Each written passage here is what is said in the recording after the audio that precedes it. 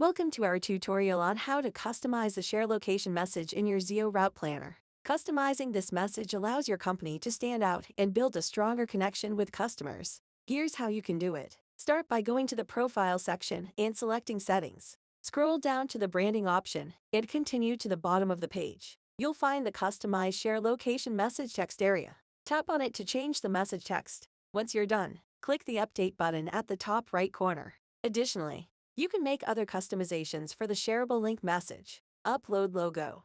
Here, you can upload an image to appear in the top left corner of the driver location tracking page. Shareable link photo.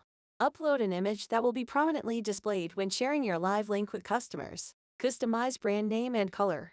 Provide your company name and select a color for the palette theme of the location tracking page. In the end, click on Update to save these changes.